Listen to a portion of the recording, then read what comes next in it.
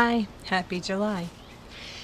This is a very precious time in July where the intensity of the stimulation that we had going on in June kind of dives underground for a little bit. Now, that doesn't mean we don't feel it and that we're not getting stimulated by it, but it has an undercurrent as opposed to blatantly obvious in your face. The best way to work with the energies of July is to really look at vulnerability. How do you feel when you let yourself be open and vulnerable? How do you notice how that affects your capacity to attune to your guidance?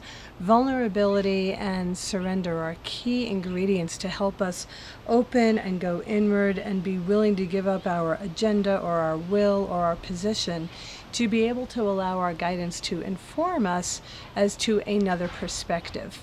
And that's really, really important, especially in the month of July and as we progress through the year, of being able to hold another perspective on the things that we're seeing. And so our guidance can provide us usually a nice, expansive viewpoint and then tips and tools on how to work with what's happening.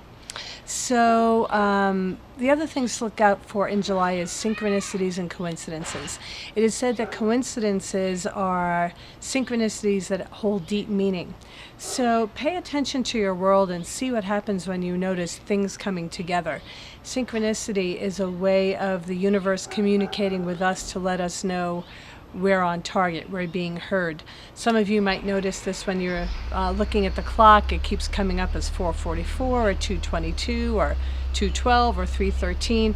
You know, when numbers line up, it's sort of like an encoding from the universe to our DNA saying alignment, alignment, alignment. So we're going to keep this video short because there's so much written in the newsletter for July. We basically want to focus in on vulnerability to our own guidance, surrendering to be able to listen and give up our position or opinion about circumstances, conditions, appearing realities.